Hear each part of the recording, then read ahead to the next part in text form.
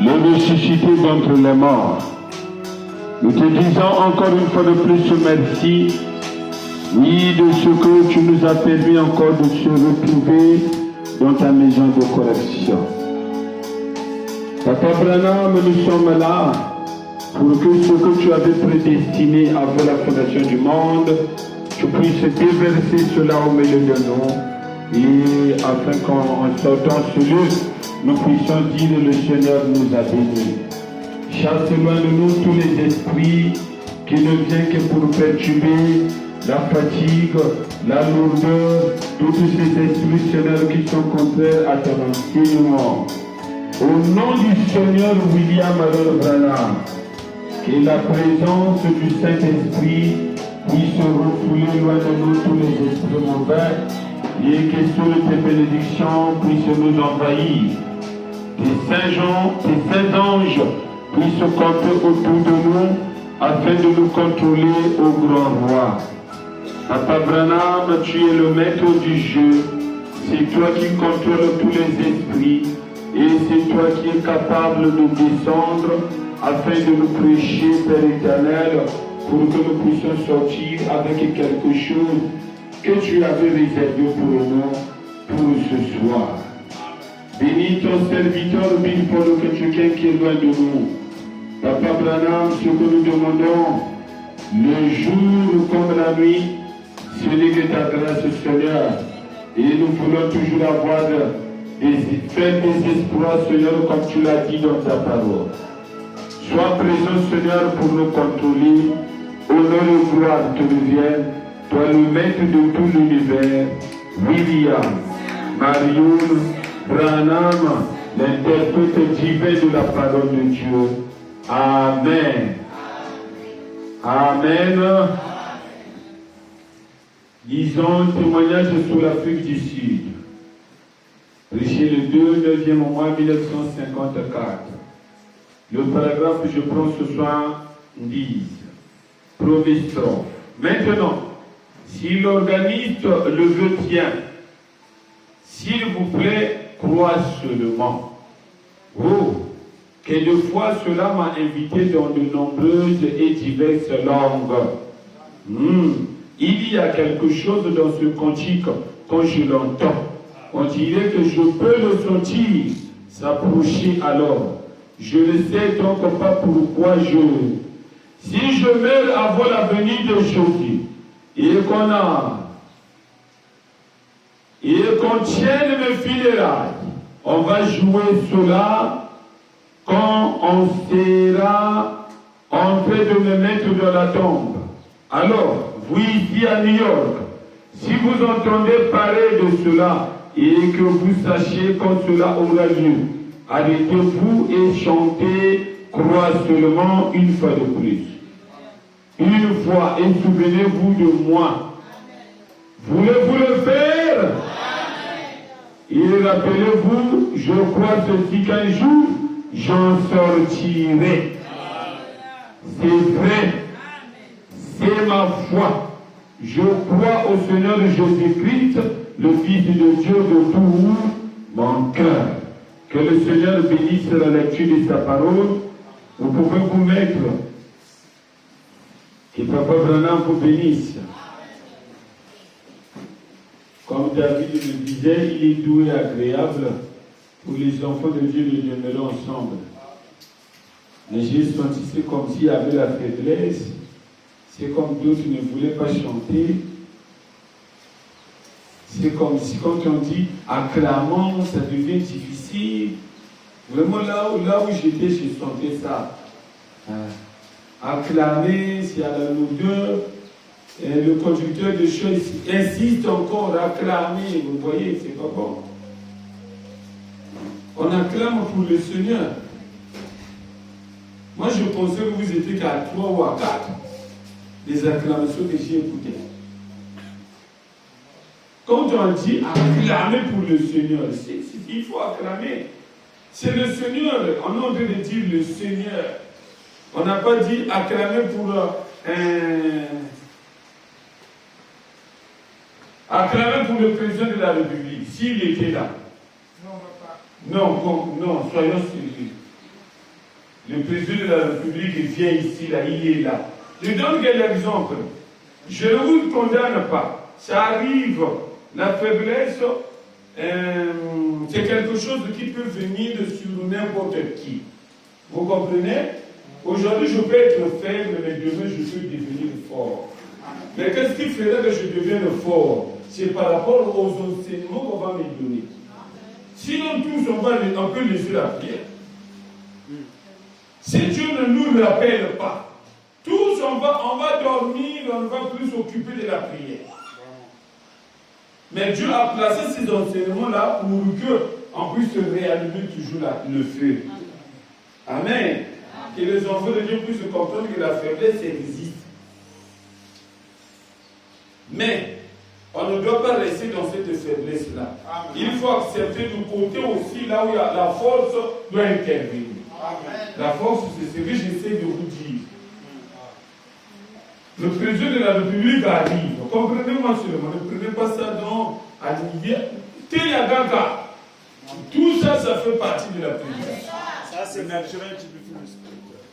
Le président de la République arrive ici. Monsieur Denis, son Excellence, Monsieur Denis Sassou Nguesso.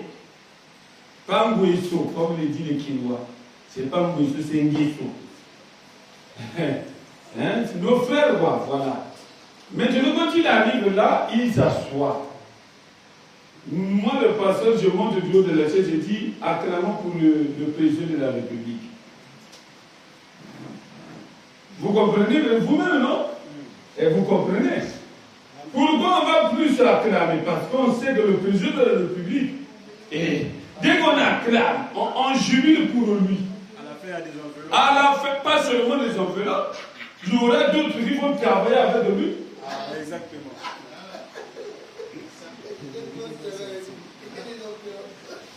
Deuxième prédicateur, je ne comprends pas.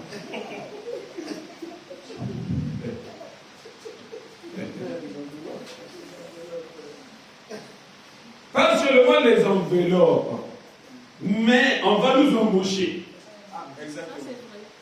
On a des leaders, lui-même le président est là. Pour être dans la fonction publique, c'est sa signature. Si lui ne signe pas, on ne peut pas du tout.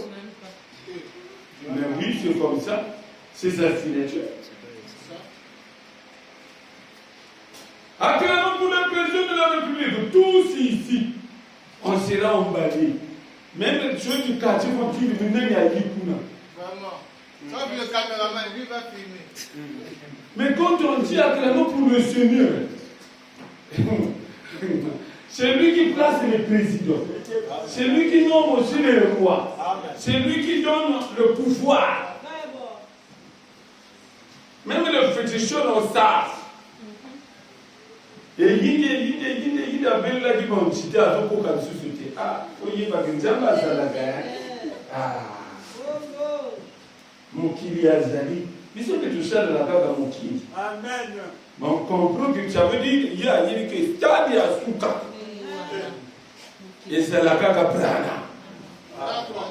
Même à table, il était dans le Congo. Mais il bandit à la valide à une table et tout les alagata. Nakosi, Nakosi.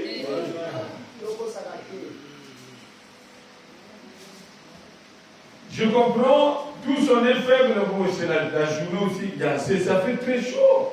C'est normal, la faiblesse peut rentrer. Mais n'oubliez pas, quand on dit c'est le Seigneur, il faut acclamer. Amen. Parce que c'est qu'on fait pour le Seigneur. Derrière, il y a des dons de bénédiction. Mais c'est Dieu qui choisit. Ah, ma fille Parker a acclamé comme ça. Dieu regarde. Ma fille Parker a besoin de quoi? Ah, le souci, ma fille Parker veut quitter le stade de taxi. Le pasteur. Voilà. Dieu sonde le cœur et les reins. C'est Dieu qui voit ça. Mais le président ne peut pas savoir ce que nous on a besoin. Amen. Lui peut penser seulement nous donnons l'argent ou nous embauchons à la fonction publique. Donc tout se règle. Vous comprenez? Or, parmi nous, il y a d'autres qui n'arrivent pas à dormir, peut-être que ça arrive 0 heure. Faut dire qu'il va lui m'en va lui dire. Moi, yo là, il a dit. Comme 0 heure, yo là, ce qu'on là bien. Faut battre à 19 heures. Si au coma, 0 heure, yo m'en y bien ammunitionner ça pour faut dire 4 heures. Bouddha, il faut me faire Bouddha. Non, n'a pas de Bouddha dans les amis, ils disent, moi, je ça je peux faire ça. Ça soit pour arranger une situation, alors. Mbongo Brana m'a pris à vous couper ça. Mais situation, n'a pas à vous quatre à à 0 heure. Ça soit pour ça, la Bouddha.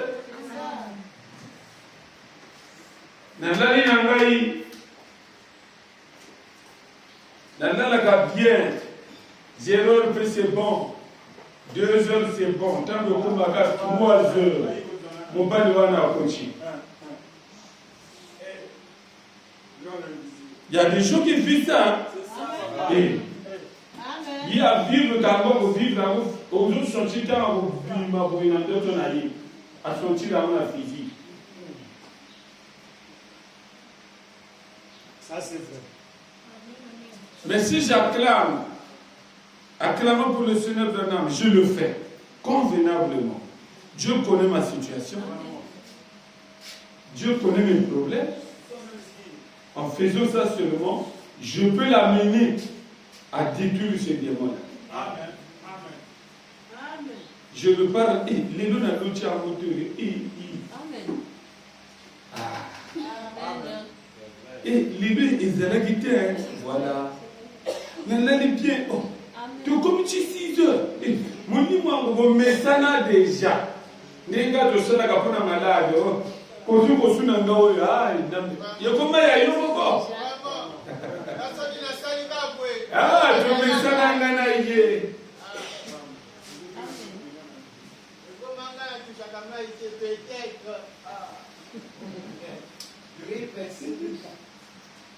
Tu comprends le nom? Déjà, ils ont dit là. Tu as besoin de passer là. À celle là, tu as besoin de là. Pour les cas où tu as un kilo à vous. Amen. Amen. Je prends le verset biblique qu'on avait dit le lundi aussi. Disons avec Papa Branham. Apocalypse chapitre 5, le verset 1 à 14.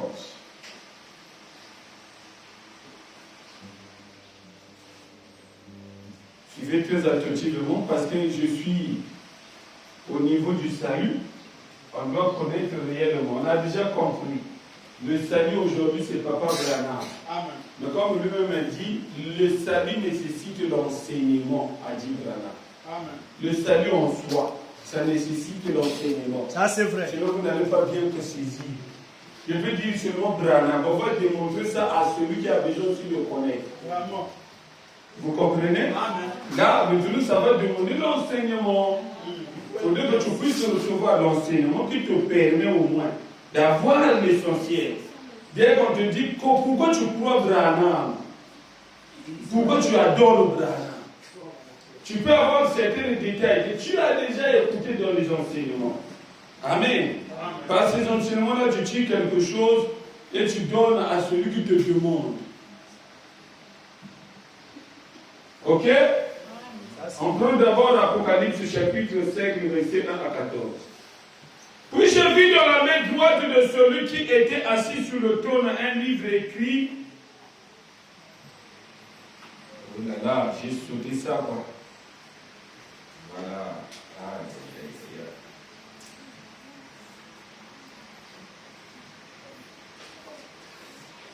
Vraiment, pardonnez-moi. C'est l'ordinateur, c'est pas moi. Là où j'ai commencé à lire, avec l'ordinateur, si tu ne fais pas attention, il t'amène ailleurs. Dans ce cas-ci. Ok, je suis déjà là. Merci. Apocalypse chapitre 5, le verset 1 à 14.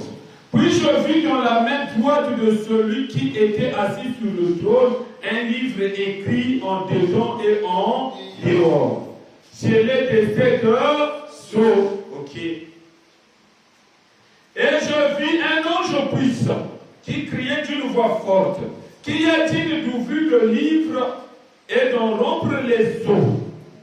Et personne dans le ciel, ni sur la terre, ni sous la terre, ne put ouvrir le livre ni le regarder.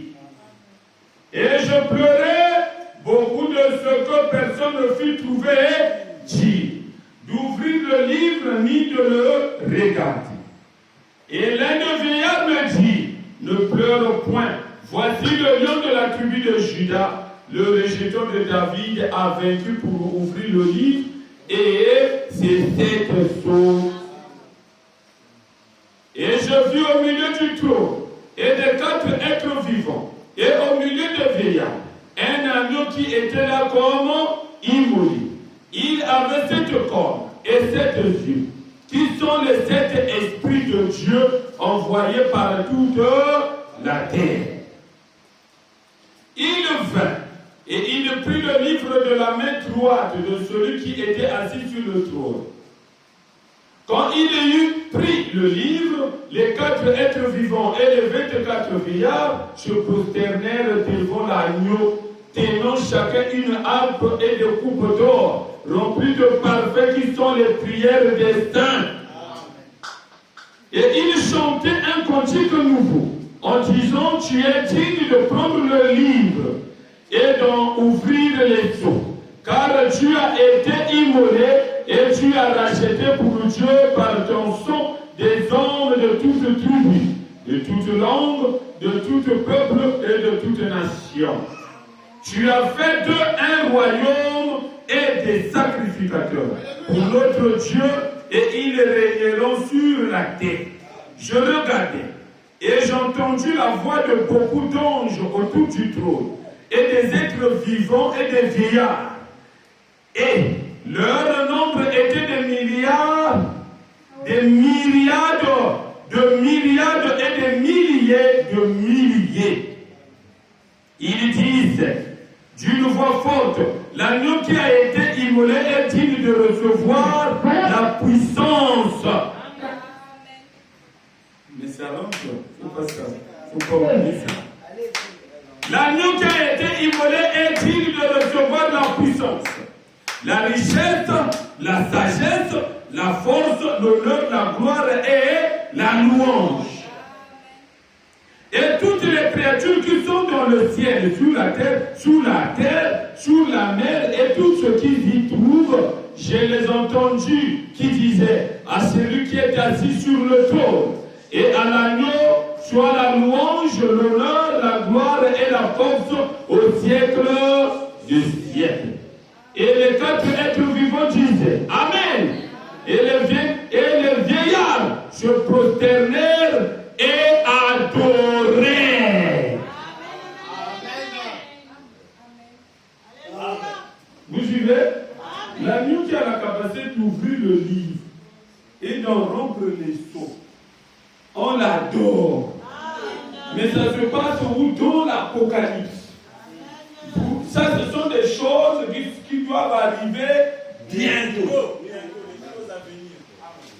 Amen. Mais on va savoir si nous devons attendre ça ou si les choses se sont déjà accomplies. C'est ce que nous sommes en train de faire. J'ai lu l'Apocalypse. Amen. Et les 4 êtres vivants disaient Amen. C'est ce qu'ils disaient. Et les vieillards se prosternaient et adoraient. Apocalypse chapitre 7, le verset 1 à 11. J'espère qu'on avait déjà noté. Hein? On continue.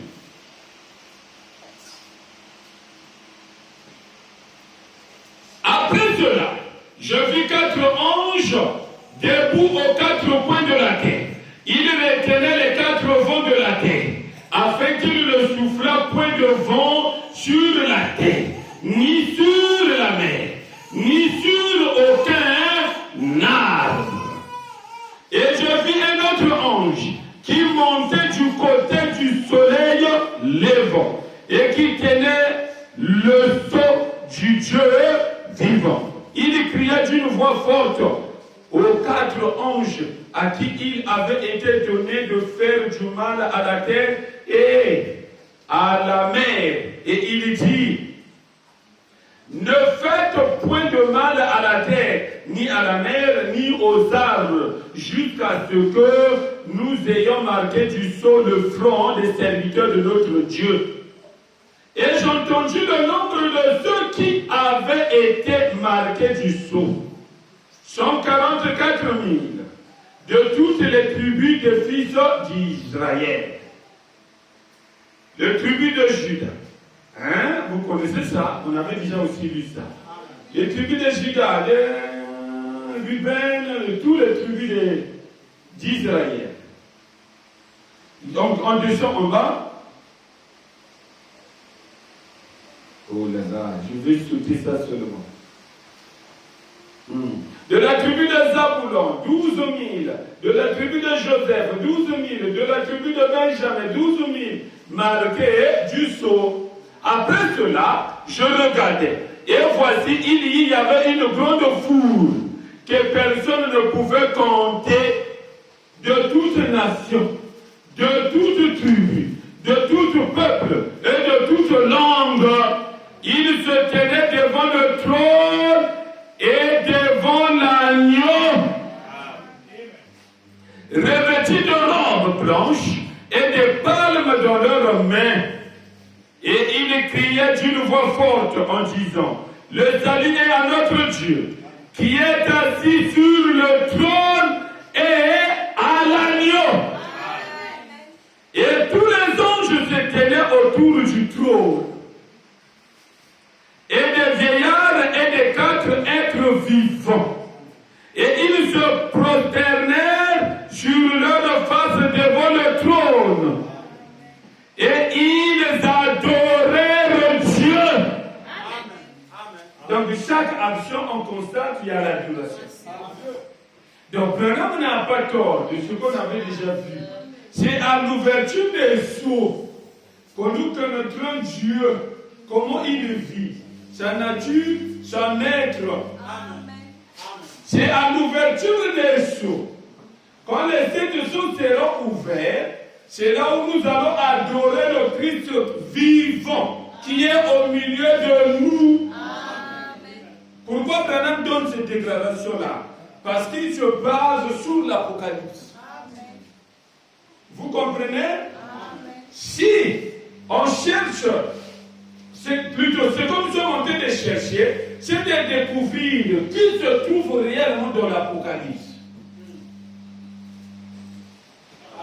Nous, on ne doit pas rester comme l'a fait Jean, avec les pensées toujours où on n'arrive pas vraiment à maîtriser celui qui était dans l'Apocalypse. Mais nous, on doit le connaître exactement. Amen. Jean l'appelait quelqu'un. Mais nous devons l'appeler par son propre nom. Les symboles qui sont écrits dans la Bible, on nous dit d'autres qui adoraient disaient Saint, Saint, Saint est l'Éternel des armées, le Dieu Tout-Puissant. Est-ce que vous comprenez? Branham nous a fait comprendre le lundi que c'était un symbole. Tout ce qui est écrit dans l'Apocalypse n'est qu'un symbole.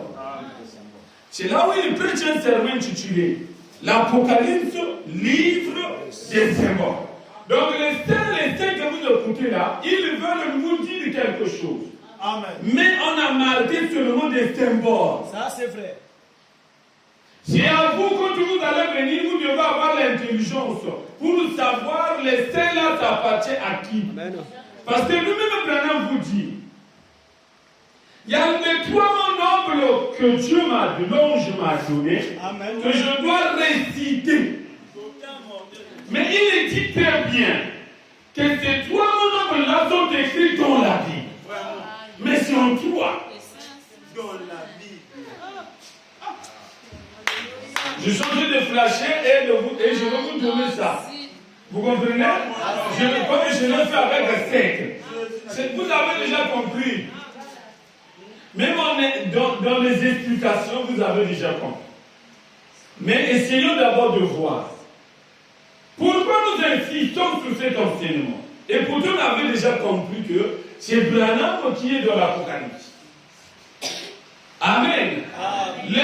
Les sceaux n'ont révélé que le nom de Branham. Ça, on a compris ça.